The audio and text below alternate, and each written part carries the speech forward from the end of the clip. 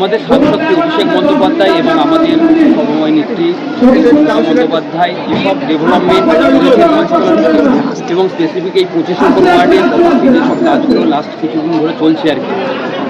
মানে যা যা ডেভেলপমেন্টের কাজ ওনারা দাবি করেছেন আমাদের কাউন্সিলর সাহেব থেকে আরম্ভ করে যারা আর কি আমাদের নেতৃত্ব আছে, ম্যাক্সিমাম কাজটাই আমাদের করে দেওয়া হয়েছে।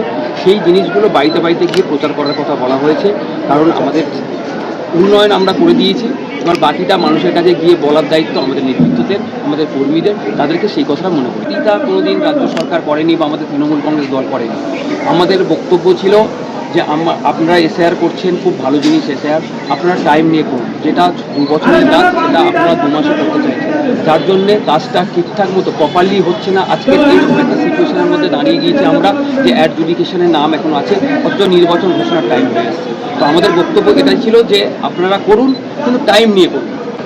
এটা তো আমাদের নেত্রী কালকে বলে দিয়েছেন, আমাদের নেতৃত্ব বলে দিয়েছেন কালকে, যে এসআইআর যে প্রসেস যেটা আছে সেটা সুপ্রিম কোর্ট কালকে বলে দিয়েছেন রায়ের মাধ্যমে, যে একজনও বৈধ ভোটার বাদ যাবে না এবং সকলের ভোটাধিকার ইলেকশনের আগের দিন পর্যন্ত সকলের ভোটাধিকারের প্রয়োগ করতে পারবে। তার জন্য তাদের ফাইনাল লিস্টে নাম উঠবে, তার জন্য যা ব্যবস্থা করা আমাদের সুপ্রিম কোর্ট করবে বলেছে। তো সেখানে এখানে আমাদের আর কিছু বলার না। আমাদের যেগুলো টেন্ডার হয়ে আছে সেগুলো আমাদের কাজ ভোটের আগে শুরু করে দেওয়া হবে।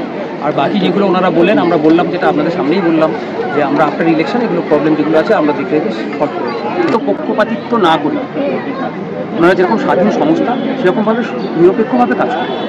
আর মনে হয় 2 মাসের মধ্যেই বিধানসভা নির্বাচন অনুষ্ঠিত হতে চলেছে। এখন এসআইআর নিয়ে পরবর্তীকালে কী হবে আমরা জানিনি, কিন্তু আমরা 2026-এর বিধানসভার প্রস্তুতি হিসেবে আজকের এই কর্মী সম্মেলন।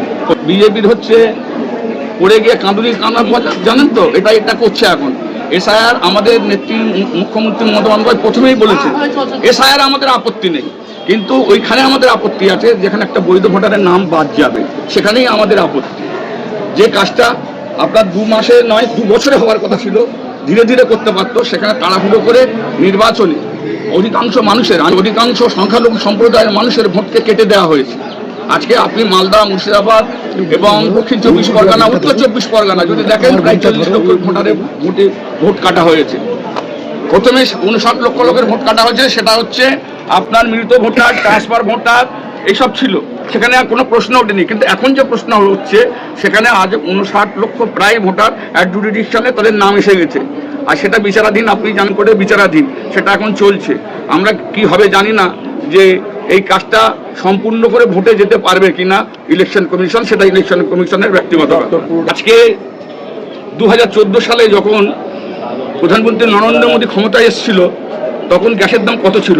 400 টাকা। এখন হয়ে গেছে সেটা 900 টাকা। ওরা এখন বলছে যে উপসাগরীয় অঞ্চলে যুদ্ধের একটা দামাবাদ বাড়ার জন্য, যেখান থেকে গ্যাসটা আমাদের দেশে আসে, সরবরাহ আসে, সেখানে গ্যাসের দামটা সেই জন্য বেড়ে গেছে 60 টাকা।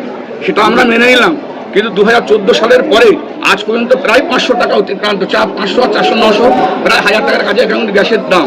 আজকে তখন 35 টাকা বেড়েছিল বলে, আমি নাম ধরেই বলছি, স্মৃতি ইরানি, বিজেপির যিনি নেতৃত্ব ছিলেন, সভানেত্রী তিনি, স্মৃতি ইরানি রাস্তায় বসে আন্দোলন করেছিলেন এই গ্যাস সিলিন্ডার নিয়ে, মাত্র 35 টাকা বাড়ার জন্য। এখন সেই গ্যাস প্রায় 1000 টাকার কাছাকাছি। অর্থাৎ এই সরকারটা, আমার বক্তব্য হচ্ছে, এই সরকারটা উন্নয়ন কিছু করে না। আমাদের নেত্রী মামাটি মানুষের নেত্রী মমতা বন্দ্যোপাধ্যায়, আমরা আগামী দিনে যে নির্বাচনে লড়াই করতে যাচ্ছি, সেটা আমাদের হাতিয়ার হবে উন্নয়ন। কিন্তু আমরা কোনো ধর্ম বা জাতির ভিত্তিতে ভোটে লড়াই করি না, আমাদের নেত্রীও করে না, আমাদের নেতা অভিষেক বন্দ্যোপাধ্যায়ও করেন না। যে কাজটা করেন বিজেপি, যে ধর্মের ভিত্তিতে মানুষকে ভোটে ভাগ করে দিয়ে তারা ভোটে যেতে চাইছে, এবং একটা সম্প্রদায়কে তারা মানে এই এসআইআর মাধ্যমে তাদের নামকে কেটে দিয়ে তারা ভোটে যেতে চাইছে। কেন? এই যে তাদের অভিসন্ধি, চক্রান্ত মনে করি আমি, এটা চক্রান্ত করছে বিজেপি সরকার এবং ইলেকশন কমিশন। সবাই আপনি দেখে নেবেন, আমরা গতবারে যার সিট পেয়েছিলাম তার চেয়ে একটা হলেও বেশি সিট। লক্ষ্মীর ভাণ্ডার সহ বার্ধক্য ভাতা মহেশতলার অধিকাংশ মানুষ পেয়েছে। কিছু ক্ষেত্রে তাদের ব্যাংক অ্যাকাউন্টের গণ্ডগোল, আপনার ধরুন ভুল অ্যাকাউন্ট নাম্বার দিয়েছে, বা তাদের কেওয়াইসি দেওয়া নেই, এই ক্ষেত্রে কিছু আটকে আছে। আর যারা 14-25 বছর হয়েছে তারা অ্যাপ্লাই করেছে, লক্ষ্মীর ভাণ্ডার পাচ্ছেন, 60 বছর হয়েছে, তারা এবার বার্ধক্য ভাতা পাবে, সেই ট্রান্সফারগুলো আছে। এই ক্ষেত্রে কিছু আটকে আছে। আর মহেশতলার রাস্তা শুধু মহেশতলা বলে না, গোটা বাংলায় যেভাবে পথশ্রী এবং পাড়া সমাধানের মাধ্যমে লাইট এবং রাস্তা হয়েছে, তাতে বিরোধীরা কিছু কুৎসা করতে পারে, কিন্তু আমাদের সাধারণ মানুষ বিভিন্ন পাড়ায় ঘুরে দেখবেন সাধারণ মানুষ অত্যন্ত খুশি। আমরা আত্মতুষ্টিতে ভুগছি না।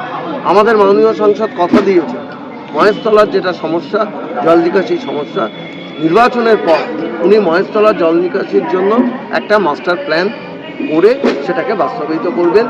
ঠিক যেরকমভাবে মহেশতলার তীব্র জলকষ্ট থেকে উনি মহেশতলাবাসীকে মুক্তি দিয়েছেন।